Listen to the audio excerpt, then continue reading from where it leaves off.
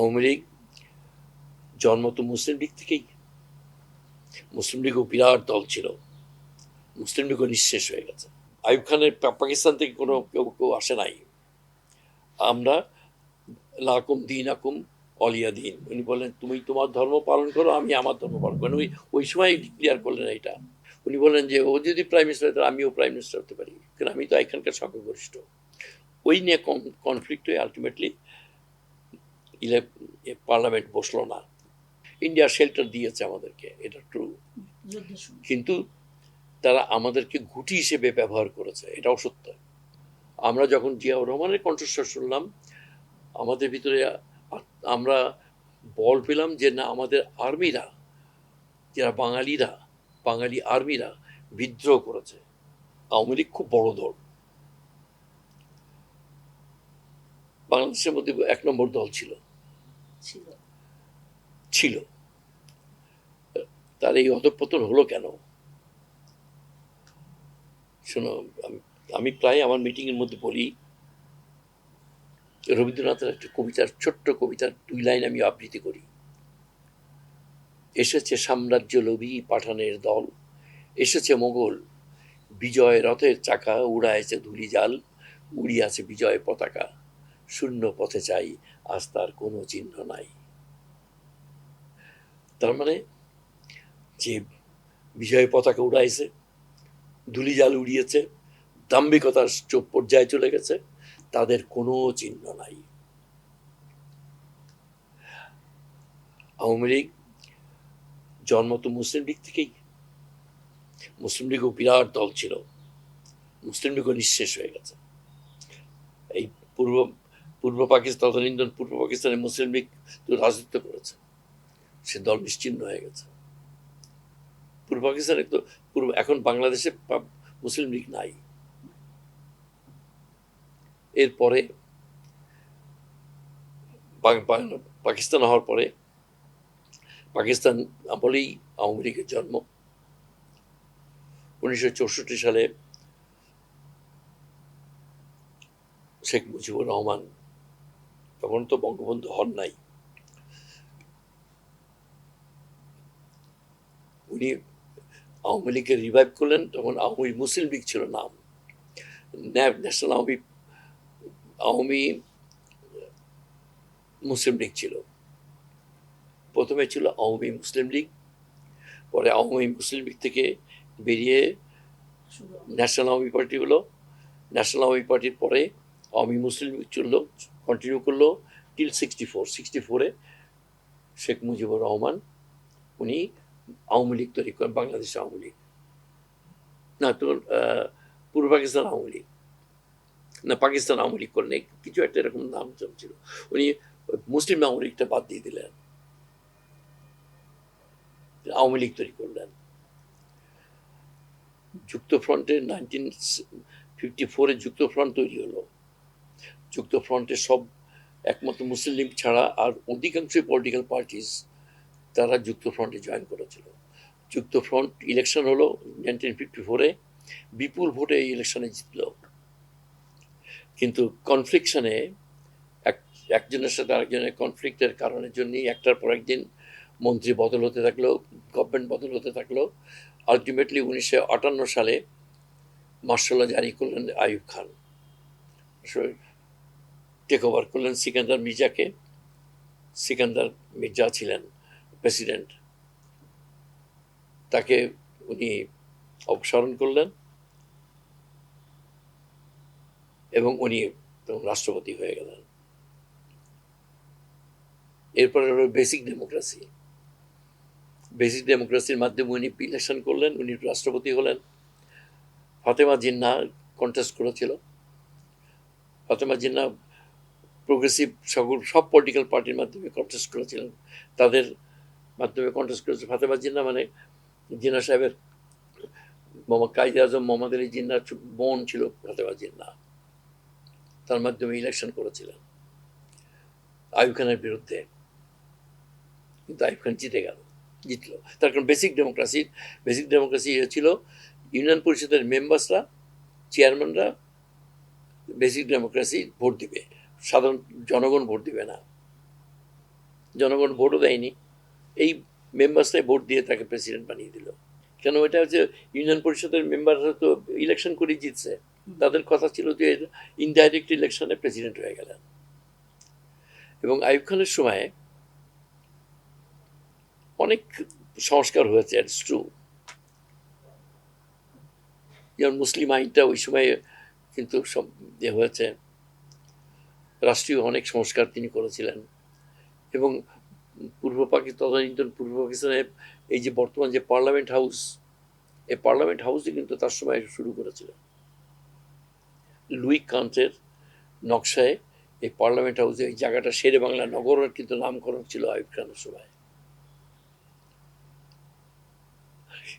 একটু ইতিহাস, এটা আমি আমার কথা বলছি না, কিন্তু ইতিহাসের কথা বলছি।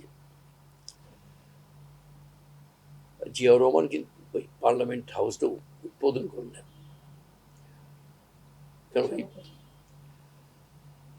এবং আমাদের লা ইলাহা ইল্লাল্লাহ মুহাম্মদ রাসূলুল্লাহ বলে ইনস্ক্রাইব করলেন।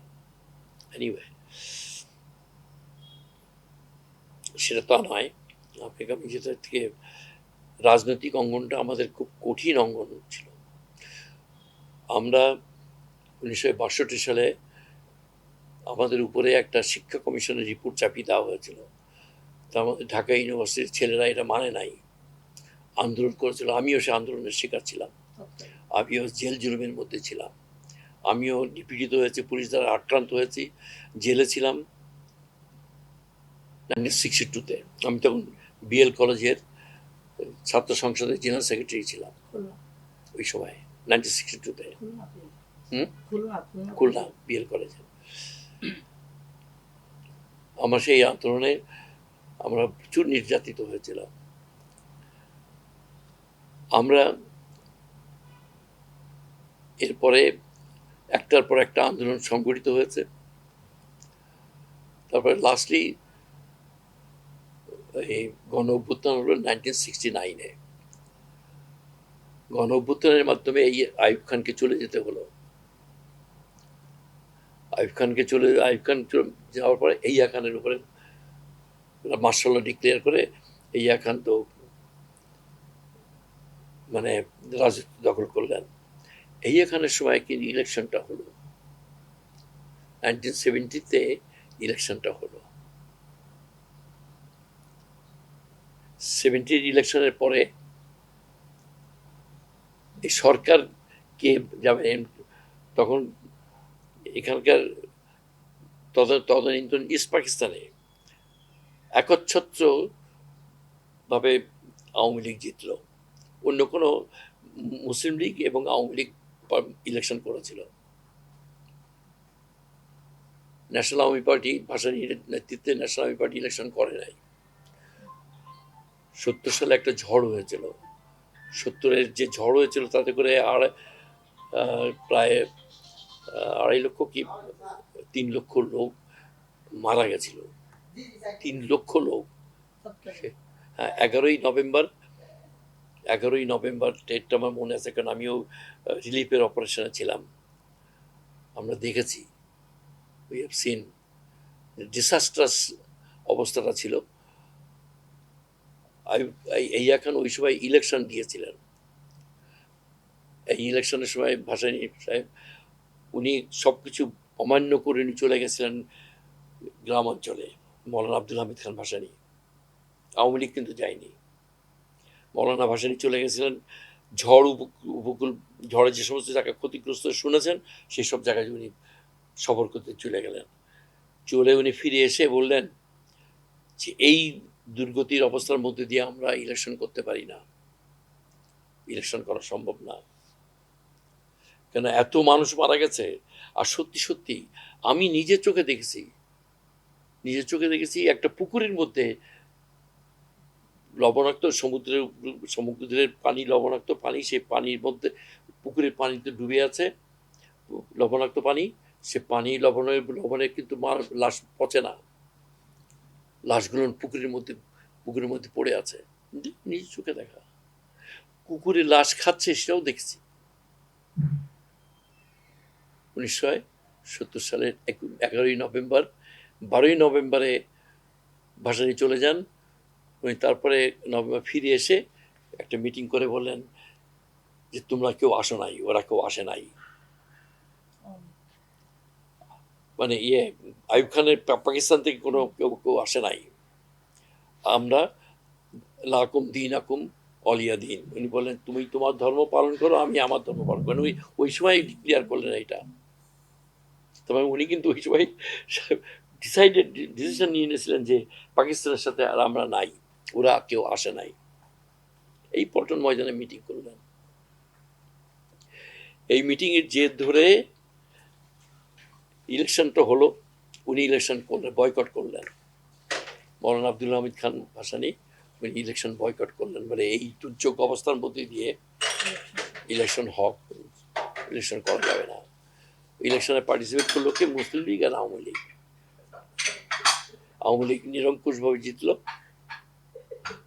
এবং তখন লিডারশিপ ও শেখ মুজিবুর রহমান পার্লামেন্টে হবে।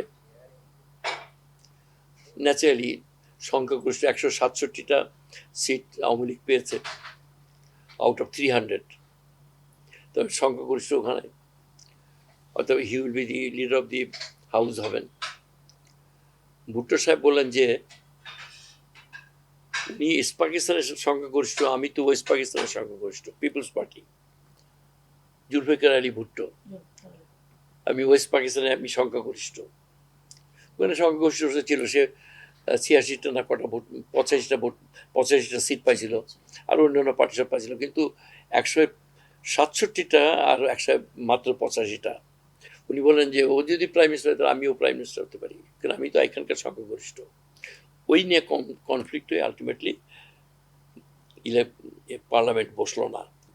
জুলফিকার আলী ভুট্টো যখন এই ক্লেম করলো যে আমিও প্রাইম মিনিস্টার হবার অধিকারী, এই এখন পার্লামেন্ট ডেকে বন্ধ করে দিল 1 মার্চে। আমরা তখন এই 1971-এ আমি তখন সাংবাদিকতাই শুরু করি আর কি। আমি সমকাল সাহিত্য পত্রিকার সাথে যুক্ত ছিলাম। 1 মার্চে আমরা স্টেডিয়ামে খেলা হচ্ছে, বিসিসিআই টিম এসেছিল আর পাকিস্তানের টিমের সাথে খেলা হচ্ছে বিসিসিআইয়ের সাথে। যখনই 25শে মার্চের পার্লামেন্ট ডাকার, 25শে মার্চই পার্লামেন্ট ডাকছিল। এই এখন বলেছিল 25শে মার্চে পার্লামেন্ট বসবে না, যখন ডিক্লেয়ার করছে পরে ঘোষণা করা হবে। এটা ভুট্টোর কারসাজিতে এটা হলো। তখন সমস্ত বাংলাদেশের জনগণ ক্ষিপ্ত হয়ে উঠল। আমরা তো নিজেরাও ডেমনস্ট্রেশনে বেরিয়ে এসেছিলাম।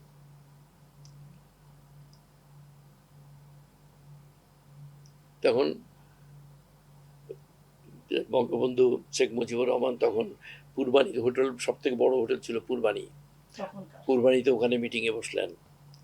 7ই মার্চের ডিসিশন নিলেন, 7ই মার্চ ওনারা ঘোষণা দিবেন। কি ঘোষণা দিবেন জানি না, আমরা জানতাম না, কিন্তু আমাদের দাবি ছিল বাংলাদেশকে তখন পূর্ব পাকিস্তানে স্বাধীন করো। তখন স্লোগানটা ছিল এই, আমাদের সময় স্লোগানটা ছিল এই যে বীর বাঙালি অস্ত্র ধরো, বাংলাদেশ স্বাধীন করো। এই স্লোগান নিয়ে কিন্তু আমরা রাস্তায় বেরিয়েছিলাম, আমিও ছিলাম। তারপরে ঘটনা এতে 25শে মার্চ রাত্রে যে নৃশংস হত্যাকাণ্ড হলো, তারপরে ভিত্তি করেই তো একটা কথা সত্যি, আজকে আমি এটা তোমার লিখতে পারো। তাজউদ্দিন সাহেবরা যখন ক্ষমতা, এখানে বাংলাদেশের ক্ষমতায় অধিষ্ঠিত, আওয়ামী লীগের নেতৃত্ব যখন প্রতিষ্ঠিত এবং তাজউদ্দিন সাহেব উনি ফাইন্যান্স মিনিস্টার ছিলেন, উনি কিন্তু এক্সাইল গভর্নমেন্টের প্রধানমন্ত্রী ছিলেন। কাজী সৈয়দ নজরুল ইসলাম ছিলেন অস্থায়ী সভাপতি, সব অস্থায়ী প্রেসিডেন্ট। আর বঙ্গবন্ধু শেখ মুজিবুর রহমানকে ওরা যেহেতু তার অবস্থান কি কিছু কোথাও কেউ কিছু জানে না, পাকিস্তানের জেলে তাকে প্রেসিডেন্ট ডিক্লেয়ার করে তারা বৈদ্যনাথপুরে আমতলায় ওখানে শপথ অনুষ্ঠান হলো, এবং ওখানে গার্ড অব অনার হলো। আমাদের বাংলাদেশের যে মিলিটারিরা যারা বিদ্রোহ করেছিল তারা গার্ড অব অনার দিল। 17ই এপ্রিল, এর ঘটনা হচ্ছে 17ই এপ্রিল। ওই এপ্রিল আমারও যাবার কথা ছিল, আমি যেতে পারিনি। 17ই এপ্রিলই হচ্ছে ফর্মাল গভর্নমেন্ট, বাংলাদেশের রেভলিউশনারি গভর্নমেন্ট তৈরি হলো। এর আগে একটা ক্যাবিনেট তৈরি হয়েছিল 10ই এপ্রিল, ওইটাকে ফর্মালাইজ করা হলো 17ই এপ্রিল। 17ই এপ্রিল ফর্মালাইজ করা হলো, এবং ওই দিন গার্ড অব অনার দিয়ে তাদেরকে সরকারে স্বীকৃতি দেওয়া হলো, এবং সেই সরকারকে স্বীকৃতি দিল বিভিন্ন দেশ। সেটা স্বীকৃতি এসছে পরে, এর মধ্যে তো যুদ্ধ শুরু হলো। তখন বাংলাদেশের সাথে রিক্রুটমেন্ট হচ্ছে, ইন্ডিয়াতে সমস্ত জায়গায় ট্রেনিং ফেনিং হচ্ছে, অমুক হচ্ছে তমুক। ইন্ডিয়া শেল্টার দিয়েছে আমাদেরকে, এটা ট্রু, কিন্তু তারা আমাদেরকে ঘুঁটি হিসেবে ব্যবহার করেছে, এটাও সত্য। আমাদেরকে 3 দিনের রাইফেল ট্রেনিংয়ে কেউ রাইফেল চালাতে পারে না, ওই রাইফেল দিয়ে পাঠিয়ে দেওয়া হয়েছে আমাদের ভিতরে। 1 সপ্তাহ ট্রেনিং দিছে কিংবা 10 দিন ট্রেনিং দিছে, তার মধ্যে পাঠিয়ে দিছে। এই ট্রেনিংয়ে 303 রাইফেল ভালো মতো চালানো যায় না, কেন আমার 2 বছরের ট্রেনিং নেওয়া আছে, ইউটিসি ট্রেনিং আমার নেওয়া ছিল। আমার নিজে সমস্ত মানে তদানীন্তন যত ভারী অস্ত্র ছিল সবগুলো নিয়ে ব্যবহার করার অভিজ্ঞতা আমার ছিল। আমি তো জানি যে ওরা তো কিছুই জানে না। ওদেরকে ফ্রন্টাল সোলজার হিসেবে পাঠিয়েছে, হাজার হাজার ছেলেরা মারা গেছে, যুদ্ধে জীবন দিছে, আর ওরা ব্যাকআপ ফোর্স হিসেবে কাজ করেছে ইন্ডিয়া। এটাই সত্যি কথা, এটাই বাস্তবতা। আচ্ছা, আমি আরেকটা কথা আমি বলি, আমরা তাজউদ্দিন স্যারের সাথে পরে মিট করছিলাম, আমি, রিয়াজউদ্দিন, আরো কয়েকজন যারা সিনিয়র জার্নালিস্ট, তারা আমাদের তাজউদ্দিনের সাথে এক মিটিংয়ে তাজউদ্দিন সাহেব বললেন যে আমরা 25শে মার্চ রাত্রি আমরা ঢাকা ত্যাগ করি, নদীর ওপারে চলে যাই, বুড়িগঙ্গা পার হয়ে ওপারে যাই, বুড়িগঙ্গা পার হয়ে ওপারে যাই। ওপরে যে কোথায় যাব, কি করবো, কিচ্ছু আমার দিক নির্দেশনা কিছু ছিল না। 26শে মার্চে আমরা চুপচাপ কোথায় কি করবো না করবো কিচ্ছু আমাদের কাছে কোনো দিক নির্দেশনা নাই। 27শে মার্চে আমাদের জিয়াউর রহমানের কণ্ঠস্বর বেশি আসলো রেডিওতে, এবং আমরা বল পেলাম যে আমাদের আমরা বল পেলাম যে আমাদের আর্মি, আমাদের বাংলাদেশের বাঙালি আর্মিরা যারা আছে, তারা আজকে যুদ্ধ ঘোষণা করেছে, বিদ্রোহ করেছে। এই বলটা আমরা পেয়েছিলাম। এই বলের ভিত্তিতে আমরা তখন ভারত অভিমুখে যাত্রা করি, এবং সেখানে যে সংগঠিত করা হয়, মুক্তিযুদ্ধ সংগঠিত করা হয়। That is right. এটা তাজউদ্দিন সাহেবের কথা, আমার কথা নয়, আমাদের সামনে বলেছিল, আমি সাংবাদিক হিসেবে উপস্থিত ছিলাম। কয়েকজন, আমি, রিয়াজউদ্দিন তখন সভাপতি ছিল, প্রেস ক্লাবের সভাপতি ছিল, কিংবা ডিউজের সভাপতি ছিল, খুব সুন্দর ডিউজের সভাপতি ছিল। ডিউজে মানে ঢাকা ইউনিয়ন অফ জার্নালিস্ট, তখন একটাই ছিল, আমি ছিলাম, রিয়াজ ছিল, আরও তারা কেউ বেঁচে নাই, এখন কেউ বেঁচে নাই, এর কেউ বেঁচে নাই, একমাত্র বেঁচে আছি আমি। আমার মুখ দিয়ে আমি বলছি, তাজউদ্দিন সাহেবের নিজে, সেখানে আমাদের সামনে কোনো দিক নির্দেশনা ছিল না। আমরা যখন জিয়াউর রহমানের কণ্ঠস্বর শুনলাম, আমাদের ভিতরে আমরা বল পেলাম যে না, আমাদের আর্মিরা, যারা বাঙালিরা, বাঙালি আর্মিরা বিদ্রোহ করেছে। এই বিদ্রোহের সূত্র ধরেই কিন্তু আমরা যে সংগঠিত হলাম এবং আস্তে আস্তে আমরা সেই যুদ্ধকে সংগঠিত করতে পারলাম।